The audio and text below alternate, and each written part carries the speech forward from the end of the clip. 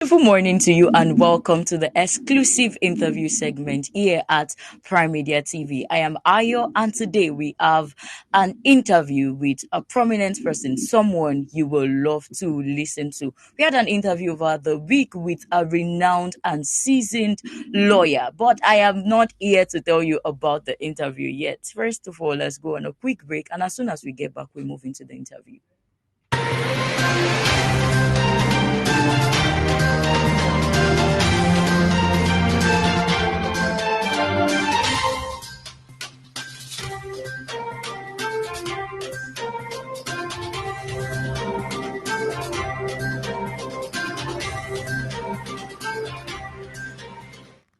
Welcome back to the show. Like I told you, we had an interview with a prominent person over the week, and here today we are taking you through this journey of milestone with this renowned and seasoned lawyer. So, very quickly, let's look at the profile of our interviewer. Over the weekend, we had an interview with a seasoned and renowned lawyer, an author of the book The Lawyer in Embryo. This book is a 7-chapter book that talks in details about the journey of a milestone in the law profession. Without further ado, journey with us into this exclusive interview with Barrister Kingsley Ebimoh.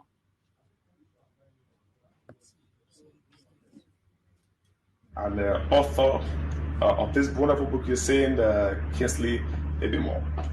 Welcome, sir, to this show. Thank you very much, sir. Thank you for having me. Thank you. So, before we start, I want people to know about this wonderful book, which says The Lawyer in Embryo. Can you tell us something briefly about this first before we go deeper into the legal system? Thank you very much. The Lawyer in Embryo is a book, 7-chapter book that motivates aspiring lawyers and young lawyers alike to attaining their focused dream in the law profession. It talks about the expectations of young lawyers and the challenges that aspiring lawyers are bound to face in the course of their study. And also, it has not left behind how successful lawyers can get their roles and get the gains up until they become what they want to be. Wow, that's huge. Because when I saw these, I kind of remember what happened during the election, and what we heard was I go to court, and our hope were so high then. And after that moment, a lot of Nigerians, in social media in particular, saw a lot of things coming up. The court has died the hope of Nigeria. And at the same time, before then, we saw the billboard all over the states, all eyes on the judiciary. Okay, as a lawyer, when you saw those billboard, how do you feel? All eyes on the judiciary. Yes, the billboards were a kind of a message to the judiciary, because those billboards, they resonate the hope that the common man on the streets were having on the judiciary on one hand, and then on the other hand, it was also trying to bring to bear the fears that people were entertaining. To sum it up, it was a mixed feeling of hope and anxiety. On the other hand, people were hopeful that judiciary, you are the last hope of the common man. And on the other hand, our eyes are on you. If you do anything, we are going to also react. So it gave a mixed feeling. So all eyes on the judiciary was, in fact, in the history of judiciary in Nigeria, we have not seen a time where the judiciary were more or less like on the eye of the storm. They were the focal point of the masses. So the people, it showed the expectations of the people from the judiciary. But since we are not talking about the outcome and the effect of it, I will leave it there. we're going to talk about the outcome because after that election in particular, a lot of people, let me just use the word, on the social media, they were all kind of, hey, the hope of the common man has been dashed. Because there was so much expectation. And I also remember that the chief just made some comments some time ago that that the judiciary will not be intimidated by all this, that they're going to give judgment the way it should be. And the common man has to speak based on that outcome, still feel that they were robbed. So I want to get from a legal perspective, because you understand how this whole thing is done. And the judgment that it took a lot of time, and some people were sleeping. So I want to know, do you think the common man was actually dashed from that day, or it was just the feeling they felt that they're making having some reaction? Yeah, to start with, the judgment both from the Court of Appeal, which was the court of the first instance at the presidential election, and that of the Supreme Court, they were both, the Supreme Court affirmed the judgment of the Court of Appeal. So, meaning that they agree with what the Court of Appeal said. There were a lot of disappointments, there were a lot of frustrations. And what that goes to mean is that, judgment, they say judgment is three ways. It's judgment for the parties, judgment for even the court themselves, they need judgment, and the judgment for the people. So in this particular circumstance, talking about the election petitions, I think the people that needed justice more were the people. But from the reaction that we could see after the judgment, the people were disappointed. An average man on the street did not see the basis for those decisions that the court gave. However, they are the laws, or those were the judgments. But the people that needed the justice of the case were the people who went to the polls. The people that needed to celebrate that judgment were the people who went out. Some were murdered, were killed. Some were wounded. Some were disenfranchised. Some came back discounted. And then those were the people that needed justice. So at the end of the judgment of the Supreme Court, we saw, let me say, it was a massive mourning on the street. So you could now say that the people that needed justice, they did not have justice because the judgment did not meet their expectations. You wrote a book, right? Believing very well that this book will help the average man, the lawyers, or this general book. It has to do with everybody. Yeah. So all those people that felt the judgment did not go their own way, what do you think?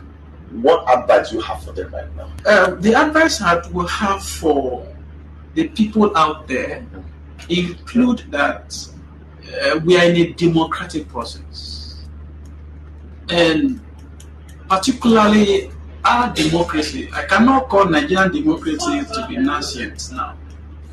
Democracy in Nigeria is is close to 20 years.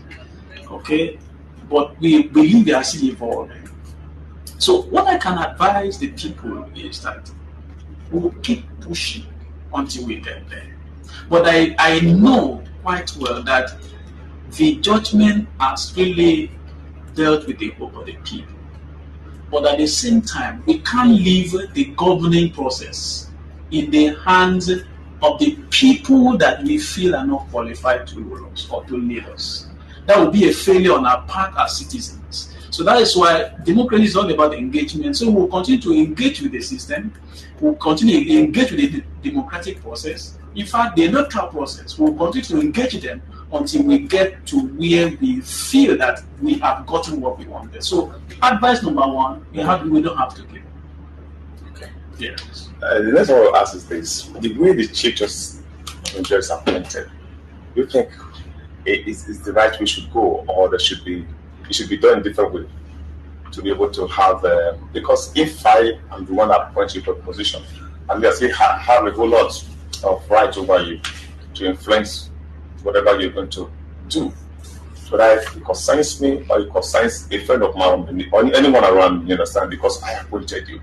So the other thing, the way the Chief Justice appointed is right for democracy, especially in Nigeria. Yeah, the Constitution is clear on the appointment of judicial officers. It starts from a nomination where the National Judicial Council, so a nomination from either, if it is a state judiciary, the governors would nominate. If it's the federal judiciary, the president will send the nomination, who made the nominations. The nomination will get to the House, either the Senate or the House of Assembly, for confirmation. So that is a process in Nigeria. And then it's now left for the judicial officers who will take the oath of allegiance to the constitutions and the people of Nigeria. It's not left for them to do what they were sworn in to do. So another aspect that we need to look at is the independence of the judiciary. I think where the problem comes from is the interference that we often see between, or the unholy matrimony that used to exist between the judiciary and the executive by way of interference. In the book, I've talked about one of very terrible situation we had in the judiciary. I think about 2010, where we see top judicial officers on a very serious fight of shame.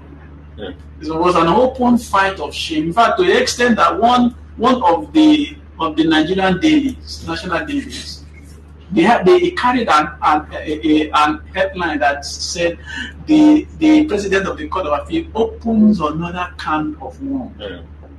So it was that gory. The story were filthy about the corruptions, about the manipulations, about the interference, where the CJN wanted the president of the Court of Appeal to, favor a particular candidate of a particular political party. So it is the lack of independence of the judiciary that actually creates some of the problems, to the extent that the executive can decide what a particular judicial officer should do, what a particular judicial should not do. So if we have judicial independence, we will not have some of these things. You cannot have the executive pay the salary of the judicial officer, and they will expect that the loyalty will not be compromised. The loyalty of the judicial officer to the constitution will not be compromised in one way or the other. So those are some of the issues we should look at. It does not end at who appoint, because the president is not the sole appointer, because his appointment is subject to confirmation by the Senate. Yes. So if that process is followed meritoriously, is now the question that we should not ask is, these people that have been appointed meritoriously, do they have the independence to operate? Or is somebody still pulling their strings one way or the other? Maybe by way of what they do to them. You cannot see how a governor will wake up to buy cars for judges. It's supposed not to be. Where a governor will say, I build house for judges. No. The judiciary is an arm of the government. The judiciary, they have the equal powers or equal responsibility on the constitution as the executive. So if there's an head of the executive, there's a head of the judiciary. So let the two heads be the one to supervise their own entities, not this other head dictating for this other head. So that's where the interference always comes in. And until we solve that problem, I think the directions will not be good. Okay, as you all know, I'm still with Kingsley Ebimoh, of course, vice lawyer and a solicitor of the district courts. And what I want to ask now is that this book is beautiful, and a whole lot of energy was actually poured into it. And I know that some of this issue was also addressed there. I want to ask, when did you start thinking of writing this book? How is your educational background like? You find you're a lawyer, but how was it like? The only person I want to be like Barrister Ebimoh, but there's some things people need to know. I'm sure it's in this book, but for the purpose of those viewing us right and watching us right now, because I never put to know about you and the brain behind this book. Thank you. First, let me start by I'm a product of a government school system, education system. I passed through, in fact, both from my primary school to my secondary school, my first degree and my second degree as a master holder. I had them all in a public school. And that was because in our days, public school gave us a value that we could brag with today. It is on our question whether we still, the public schools of today can compete favorably with what we used to have in those days. So I'm a graduate of law. I also hold a master's degree in law. And what motivates me to write the book, The Law in Embryo, is the gap. I saw there was a gap between becoming a lawyer, okay? A gap between becoming a lawyer and then after you become a lawyer. So there was a gap that needed to be filled, and that was a matter of information. So there are some information that aspiring lawyers do not have handy that could help to build a foundation for what they are out to achieve tomorrow, which is becoming a lawyer. So that's a big picture. For an aspiring lawyer, the big picture is wearing the wig and gown, becoming a lawyer tomorrow. But there is a foundation that aspiring lawyer needs to have, so that dream of wearing the wig, wearing the gown, carrying big titles tomorrow, so that dreams will not be aborted. So it is that gap, how to fill that gap, provide information that every aspiring lawyers need to becoming what they want to be tomorrow. That is the motivation that gave birth to The Law in Embryo. And as you can see, the book, though it was published last year, but it started many years ago. It was a dream, one of my dreams when I was in the undergraduates. So sustained it until it was eventually published last year. Okay. Like you mentioned the hood, everything. I know that when we see lawyers and lose their hoods, you want to become one of them. I used to have one beautiful white shirt, and when you put on, it has line on it. Whenever I put it on, people say, when did you become a lawyer? Those people call me BB, Pastor Prosper. But now, every success has a story. Now, by the grace of God, you are a wonderful lawyer, and I know you are doing well already. Thank you. How was the bitter experience before you get to where you are today? Wow. Interesting. Everybody has a story. And I also want to encourage that every hustle has its payday. My story has been that of struggling. It has been that of persistence. It has been that of determination. That's why the theme around the book, determination, diligence, and hard work. So growing up, I had the ambition. It was boiling in me, like the water that is boiling at 100 degrees, to become a lawyer. So that's oftentimes you could see in my secondary school days, I played the role of a lawyer in most aspects of our engagements. And then when I finished from secondary school, I didn't have the opportunity to, get into higher institutions as fast as some of my guys or my friends had then. So I had to work. I took up some, small jobs, taught in nursery schools and all that. But the dream was was still very clear where I was going. So that's why you could see road jams many times. At a point, I was given the opportunity to study mass communication, but it failed, couldn't work. In fact, the last admission I had, I told God that if this one doesn't go, maybe I'll go and learn a trade. But thank God that was the time I got the admission to study. So what I'm trying to say is that the building up process was not that smooth, but I kept on, I persisted. There were a lot of challenges, but by God's grace, the Lord saw us through. And I did not just end at being a first degree holder in law. I had a master's degree in law, and by God's grace, maybe we're looking up to some other thing. Okay, that has been it's just a move there, persistent.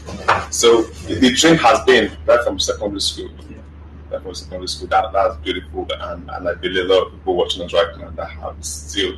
You don't give up, just keep pushing. Now let's go back to the nation. I talked about the judiciary to some extent. Now, let's look at the situation of the country right now. Lawyers guys have a lot of information because the cases have come here and there. How do you see the state of the nation? In Nigeria in particular, how do you see it? From the legal perspective, how do you see it generally? Yeah, the state of Nigeria at the moment is Nigeria is at a point that all hands must be on deck to rescue the country, because we are the precipice. Nigeria is, because almost all the indices of a failed state, they are with us. In terms of mention it insecurity, mention it, talk of the economy, talk of how the inflation and you want to talk about law that has been put to the background. A lot of things are happening. So the state of the country, where we are today, we are at the point where everybody must rise up. When I say rise up, it doesn't necessarily be everybody must come to contest with the president. Everybody must rise to speak up about the situation of the country. Everybody must be up and doing on how to hold government accountable. Everybody must rise up to affirming their rights to the ownership of the country, because the constitution of the Nigeria gives the sovereignty, the power of the country of Nigeria is in the hands of the people, not even the president itself. The president is only privileged to be the one to give a direction. But the power of a country like Nigeria is in the hands of the people. That is why they go to poll. They don't have the power. They go to poll because they want the power to be donated to them by the people. So when I say people should need to build up together, it means we have to speak up to the ills in the society, speak up to the injustice in the society, speak up to misgovernance in the society, speak up to the corruption that we have that is threatening us, that is tearing us on the face. So those are some of the things. That is the situation where we are. I feel that is what Nigerians need to do today. Everybody needs to put hands together and fight to get back our country. Thank you very much. I was saying there was a news early this morning that the set of people that was kidnapped in Kaduna were released, and the news was that no ransom was paid. And the question that comes to mind: if ransom wasn't paid, how come they released them? Were terrorists were they killed? The kidnappers were they killed? So now people are saying that there's no enough transparency, that government is not transparent enough. So it's as if people are in the dark. I don't know if you also have that view. Yes, I even also had in a piece of news where one security expert actually debunked that assertion that no ransom was paid. It was on the national TV. He said that government cannot come to tell us that the ransoms were paid because it's obvious. These are terrorists. They demanded for ransom before they could release the victims. And the government is coming to tell us, oh, we have rescued, in fact, I think that is the word, they have rescued or they have released the children to the government. What is the aim of the government in getting those children rescued? Is it not is it just to get them rescued? What happens to the terrorists? If they are rescued the children, did they just go and pick the children from somewhere? And the terrorists didn't react or fight back? Or did they ask these terrorists to come and on what ground did the terrorists come to drop the children to them? At what point? What happened? So there is a gap. That is a lot of questions. It raises a lot of questions. So the sincerity of the government again is questioned. Okay. The way the government handles the mentality of the citizen is also raises questions. They have the thing that the people that are gullible, they can take hook, line, and sinker whatever they put on the bill. It questions a lot of things. Okay, I'm going to keep making reference to your book because looking at the book alone is so lovely, and the details inside is something else. Now, studying with some of the people that this Japa syndrome has increased so much in the land that people want to travel out, they want studying abroad and all that. I'm sure you studied in Nigeria, and you're doing wonderfully well, and you're able to come with something like this. So now, I don't know, people just going abroad to study, and people staying in Nigeria to study. Can you just tranquilize in that area? How is it like? That means somebody can study in Nigeria and do very well. Or it's only when you study abroad can do well. I want people to hear from you. Thank you. The idea of studying abroad and studying in Nigeria, I think is a personal thing. And also looking at the cost that is involved in studying abroad and also the quality of what people get abroad. I think those are some of the motivations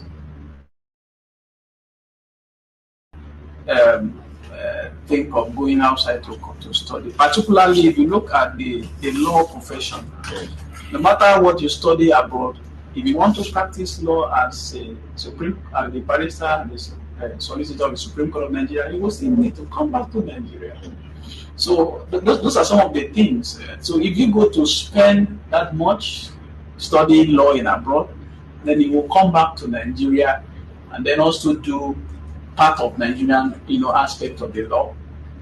And then it's still telling you that home is still the best. Home is home. Okay, home is home. Though what people will now think or take like an advantage is maybe the exposure they have outside the country, can be an advantage to them. But I can tell you that we study law here, we compete favorably. In fact, in most circumstances, people that study law here, they do better because it's indigenous. The law you study here is indigenous, and that's why they come back here to do what we call Bar Part 1 before they could be admitted to study, to write Bar Part 2, which is the final exams. So studying law abroad and studying law in Nigeria, I don't really see much difference. The only difference there may be the exposure you have outside the country. What was he talking? The question keep coming up. This educational system in Nigeria where you be hearing, I say demo, see me. God bless you. God bless me. Now, are we seeing that level? Which I think we should pass. The question should be more than this right now. What will this take us to in the country?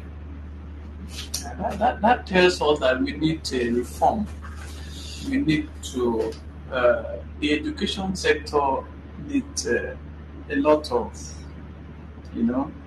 regular reform.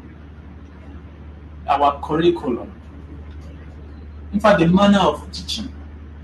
I don't know whether the NCI of those days we still have them, because this were the practical aspect of education. Those teachers we had from the the colleges, we have from the training institutes, teacher training institutes, those NCIs. So, talking about the education sector, we need a reform. Those standard, I mean the curriculum of those days, they cannot sustain us in this information technology age.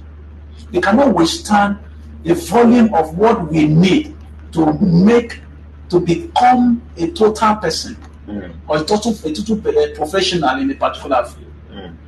They will not be able to withstand. The world has changed. We can't have those curriculum of 80s, 70s, and peradventure, unfortunately, that's what we still operate today. So that's why you see the system of education, the level of education in Nigeria, the quality has dropped drastically because we stick to our guns so long. So it ought not to be. There's need for reforms. Okay. Yeah. Before there's one other question I want to add. Before that, I want to ask this. There was something that trended recently that where lecturer was kind of the message came that lecturer was asking teachers of secondary school to please stop helping students to pass their WAEC and GCSE. A 100 level student can't solve simple arithmetic in university. That was how the write-up came, and that they help people to pass these subjects, and these students don't have it in them. They don't know it, and they are having the A this, A that, and all, but it's not there. So they have to arrange teacher to come and teach those 100 level students just study mathematics. They're becoming a big load on them. You understand me? Then that's what I saw. The second one is disparity between BSc and HND. So how can we manage that disparity? Because it's usually by students being inferior to others, and why they haven't gone through rigorous activity to get it. That's a lot. How we manage it? I think the problem will be solved if we can bridge the gap. So HND and BSc, they are papers. So it is the value those papers give to the holder that's supposed to be prioritized. So you see, HND students, they are into practical sections of what they learn. They do more. In fact, they are the one that carries the job. If you employ an HND holder here, if you employ an HND holder and a degree holder, trust me, the HND holder will have the practical aspect of the course, while the degree holder will have the head knowledge.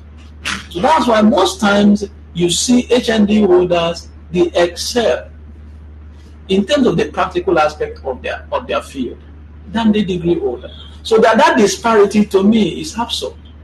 It's absurd because if we prioritize value to the paper, we will not be talking about HND and degree. Okay. Yeah. Yes, I have been speaking, and you have just been listening to Barrister and the author of The Lawyer in Embryo. Of course, we've been able to talk some things today. There's still more to talk about. Maybe when next time we invite him, I'm sure he will be available to talk to us on some current and serious issues. But for now, Barrister, last word for you before we round up the show. So what is the takeaway today? Yeah, legal education is the concern of the lawyer in embryo. And then I would like to inform you that the book launch is coming up on the 20th of April 2024 here in Lagos at the Lagos Chamber of Commerce and Industry. The time is 10 a.m. Okay. We look forward to seeing you. So if you're watching, make yourself available there. And I sure you have this book. It's going to. I think it's just to live for those who want to become a lawyer. Yeah. It's also good for lawyers. It's for almost everybody. Yeah. If you're a good reader. Reader. Yeah. so you can learn from it. So of course, I'm going to get myself one of these so that I can be speaking like him. You know. Okay, thanks for joining the show, and of course, we're going back to the studio right now. Catch you next time. It's been an amazing time with our interviewee, and really it was a good one hearing all of these beautiful things from a renowned and a seasoned lawyer. And I believe you've heard much about the book even without us talking much about it. The book The Lawyer in Embryos is a must have for everyone who is aspiring to practice law, because it provides adequate details about the myth surrounding the law profession on its own. And outside of that, if you're an avid reader, you like to read, you love beautiful things, that book is the one that you should go for to know more about the law profession. And also, hearing all of this from a renowned lawyer about the state of the nation has also opened us up to the things happening in the nation that we really do not say much about.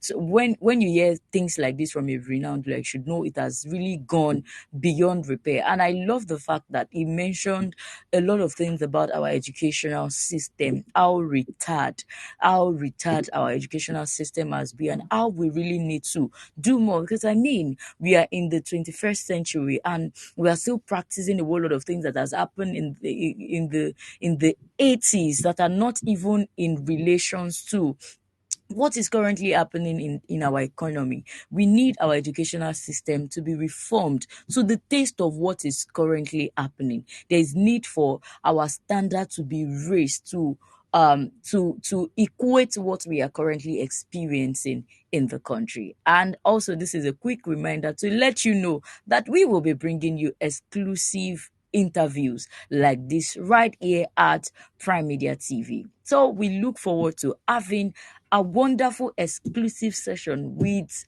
another renowned person that you will love to listen to. So before we leave the studio today, we would like that you follow us on all our social media platforms. On Facebook, we are Prime Media TV.